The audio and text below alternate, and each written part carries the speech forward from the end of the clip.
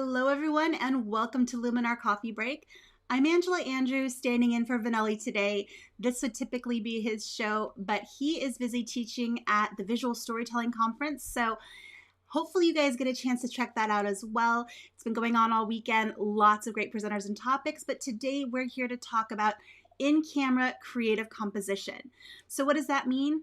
It means doing things with filters and other effects in the camera before you ever get to post-processing to get some really neat creative effects. Let me share my screen and we'll go ahead and dive right in. I want to say hello to Pat, Wolfgang, Jerry, Robert. So glad you guys are able to be here. Wolfgang, yes, this is an elusive topic. So hopefully what I have up on the screen gives you a little bit of an idea of what we're talking about. So this is actually Vignette's Fuji X-T4. And on the front of that lens is a filter system from Lensbaby. It's called the Omni system. And it allows you to, so the holder goes into the threads of your filter, where your filter would go. And then there's these crystals and other objects that you can mount on the edge of this filter and bring them into the edges of your image to create lens flares and all sorts of really cool like soft bokeh and other really neat effects. I encourage you to go to Lensbaby's website. Check it out. It's a really, really cool system. So that's what he was using when he took the image we're going to be using for today's tutorial. Hello, Claire. Hello, German. Glad to see you guys. So let me go ahead and go here to my grid view and we'll go to today's image. So this is one of Vignette's photos that he took using that system. Let me reset this back to our original and we'll talk a little bit about what he got in the capture and then how can we enhance it, how can we get creative with the results. So this has a nice soft background. If we take a look at the metadata, this was shot at f4, so it has a nice blurred background to begin with. But you can see here on this particular plane of focus here, we have a little bit of blurring at the edges, up here at the top, and across this section as well. But this up here is pretty much all in the same plane of focus. So that's going to be the effect of one of those crystals ever so slightly dipping into the field of view when he captured that image. So you're able to get some really cool creative effects by placing objects in front of the lens that refract the light, let light through, and in different ways. So check out that Omni system. They're not in any way affiliated with Skylum. We just think the product is cool. So here's one of the images that Vignette took. I'm going to do a quick edit on it and show you how we can take those in-camera effects and make them look even better with a touch of Luminar AI. Hey, Joseph, glad you're able to make it today. All right, so I'm going to start with templates. And if I back out to the home screen here and take a look at the ones here suggested for this photo, I'm not seeing anything there that I want, but I have one in my, let's see here, it's under the purchased, and it's called Invisible Worlds. And where did it go here? Let's see here. I found it just a moment ago. There we go. Invisible Worlds. There's that section. And just so you know, there's some actual great changes coming in the next update that are going to make finding templates in your purchase templates a lot easier. So something good to look forward to. So I'm going to go ahead and run with macro dark mood. And I like how it kind of mutes everything and makes it feel a little bit dreamy. So let's go over to our edit tab and make a couple of quick changes to make this a little bit better. I'm going to work first with our matte tool. And you can see that the template already added some of this effect. Let's go ahead and modify this a little bit. I'm going to make it a little bit higher and bring up that fade a little bit more. Adjust that contrast, make it a little bit more contrasty. Maybe bring the vividness back up a tiny bit. And then we can also add some color toning here, which is fun and something that we don't often do. So go ahead and pull that up for the range and you'll see that a color tone is added. I'm going to pull it up pretty high so we can see the effect. That way we can choose our hue and the saturation and then pull it back to where we want it. And I think somewhere along these pink tones out here towards the end, that fits nicely with this image. I'll probably back off the saturation a bit and then pull that range down much lower so the effect is a little bit more subtle. Now let's take a look at this before and after. It just adds a really kind of neat vintage effect to this image. Now I'm going to hit the J key on my keyboard to show and hide my clipping warnings.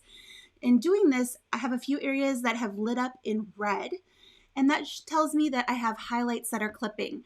So before I go any further, I'm going to go up to my light tool and to my highlight slider, and I'm going to pull my highlight slider to the left until those clipping warnings go away.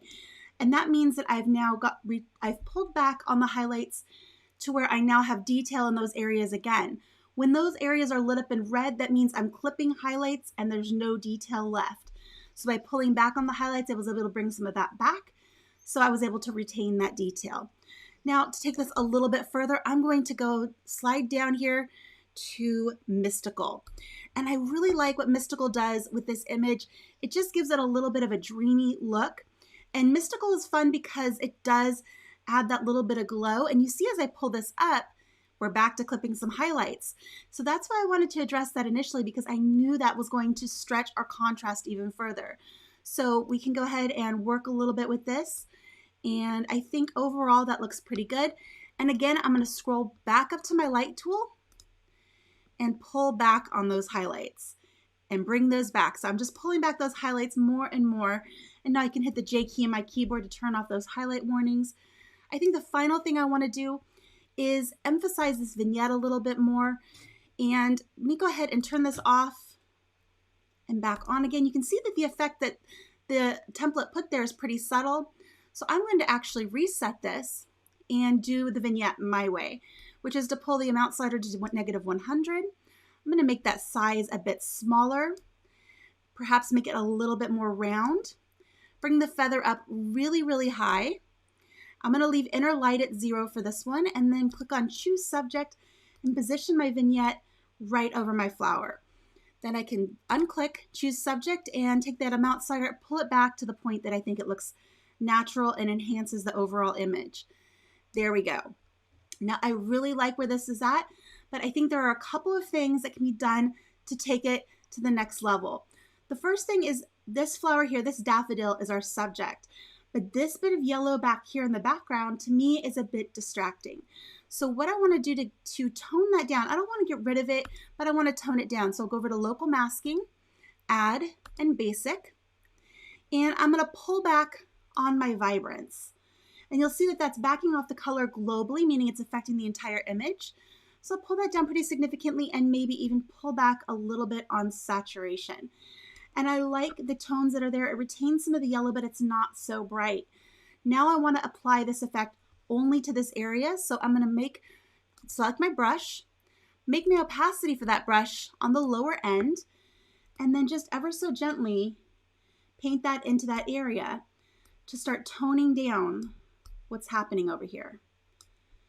And I'm doing it at several strokes at a low opacity because it does build up the effect, and that'll give us a much more natural blend.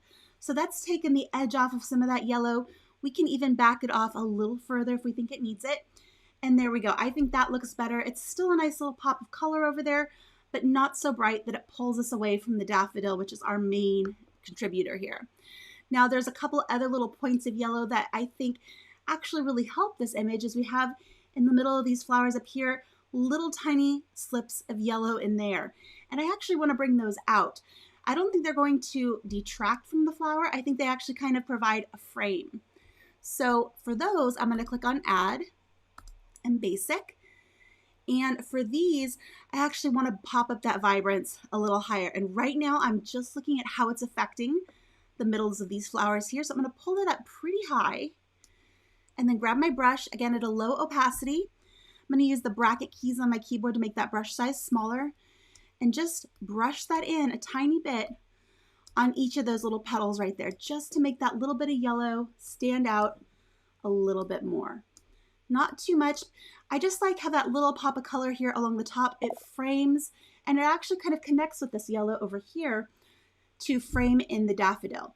But none of it is so bright that it pulls our eye away from the subject. So I think that looks really nice. Let's go ahead and turn that off. Oops, I didn't mean to undo that. Let me go back to my history and go back my brush stroke there and take a look here at what we had before and after. So this is a great example of how you can use in-camera creative effects to create something really beautiful with shallow depth of field, selective focus, and then how to emphasize it in Luminar AI. I hope you guys enjoyed this tutorial. Again, there's the before in the after. Thank you guys so much for spending some time with me today. If you enjoyed this episode, make sure you hit a thumbs up there on YouTube. That lets our producers know that you're enjoying these sessions. And if you have any questions, pop them in the chat. Put them in the comments below if you're watching the recording. I do go back and take a look at every single one of those, and I'm always happy to help answer questions. If there's things that you would like to learn about in a future coffee break, let me know in the comments as well, and we'll do our best to get those onto the roster for a future episode. Thank you guys so much again, and I will see you next time. Bye-bye.